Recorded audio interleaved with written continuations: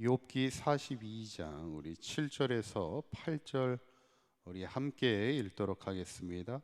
여호와께서 욥에게 이 말씀을 하신 후에 여호와께서 대만 사람 엘리바스에게 이르시되 내가 나와 네 두 친구에게 노하나니 이는 너희가 나를 가리켜 말한 것이 내 종 욥의 말같이 옳지 못함이니이다.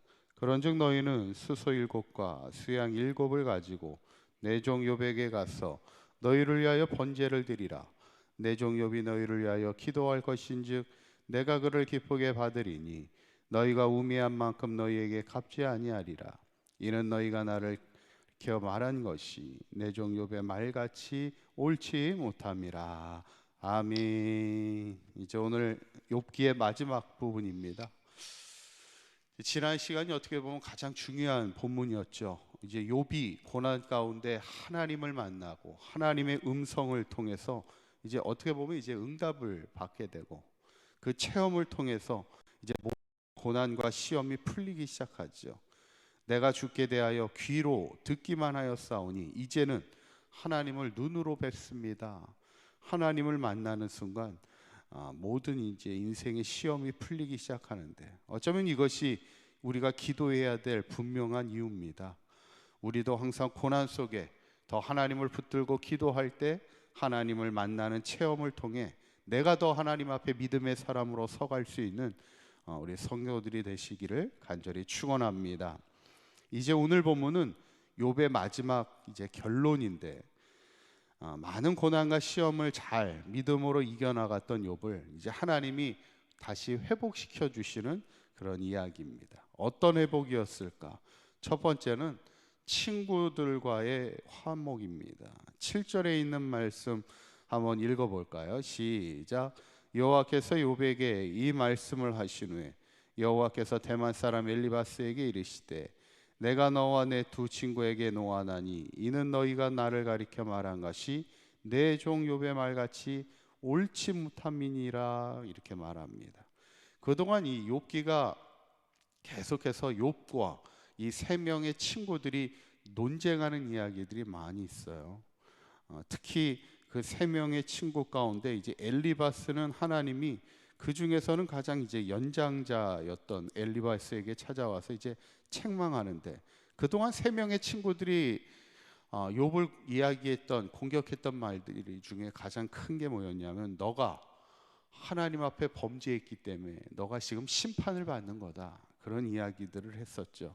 그런데 이제 하나님이 그 판결을 내려주시는 겁니다. 뭐라고 판결을 내리시냐면 너의 말들이 옳지 못했다 이렇게 얘기하는 거예요. 어떻게 보면 욥이 그동안 친구들과 논쟁하면서 제일 힘들었던 게 뭐냐면 억울한 거였죠. 나는 그렇지 않았는데 자꾸 친구들이 나를 정죄하는 거죠. 그때 하나님이 마지막 최종 판결을 내리는 듯한 지금의 오늘의 모습을 보게 될 때 어떻게 보면 우리가 인생을 살다 보면요 억울할 때가 있습니다. 답답할 때가 있고 그때 마지막 판결은 누가 내려주신다는 거예요? 하나님이 우리의 최종 판결자라는 겁니다. 그래서 우리가 때로는 억울한 일을 당하고 답답한 일을 당해도 참고 가는 거죠. 하나님의 마지막 판결은 하나님이 내려주시는 건데 우리가 이것을 끝까지 믿고 어쩌면 하나님이 욥에게 주셨던 첫 번째 회복은 그의 억울함을 풀어주시는 겁니다. 두 번째는 뭐냐면 소유의 회복이죠. 우리 10절에 있는 말씀 한번 읽어볼까요? 시작. 욥이 그의 친구들을 위하여 기도할 때 여호와께서 욥의 공경을 돌이키시고 여호와께서 욥에게 이전 모든 소유보다 갑절이나 주신지라. 아멘. 우리가 너무나 잘 알고 있는 욥이 이전보다 갑절로 회복이 되더라는 거예요. 그래서 성경에 보면 양도 2배로 많아지고 낙타도 2배로 많아지고 모든 것이 다 2배로 많아지는데 저는 이 구절을 보면서 가장 의미 있게 보는 구절은 제일 첫 번째 구절입니다. 하나님이 2배로 갑절로 소유를 회복시켜 주실 때 근데 그때가 언제라고 얘기해요? 욥이 그의 친구들을 위하여 뭐 할 때요? 기도할 때. 어떻게 보면 그동안 자신을 고난 가운데 가장 힘들게 하고 상처를 준 사람들이 누구예요? 친구들입니다. 오히려 자기를 위로하러 많은 사람, 3명의 친구들이 왔지만 그 사람들은 나를 계속해서 공격하고 나를 책망하고 나를 정죄하고 너 빨리 하나님 앞에 회개해야 돼. 네 잘못 때문에 네 자식들도 그 죄 때문에 죽은 거야. 막 이렇게 얘기하잖아요.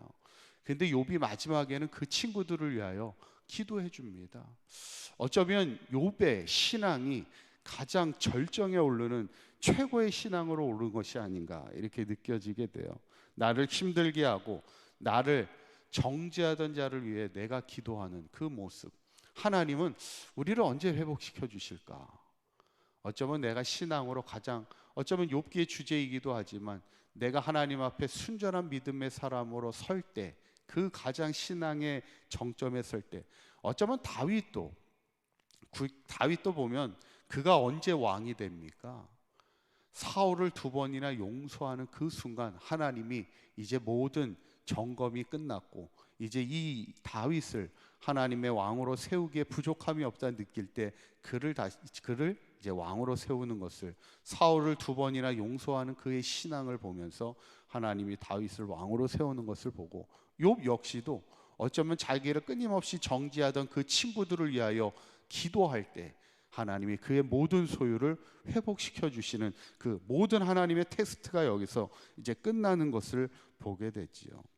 근데 이제 마지막 가장 또 중요한 귀한 복은 뭐냐면 말년의 복을 누리는 겁니다. 어쩌면 우리에게 인생에 있어 가장 중요한 복 중에 하나입니다.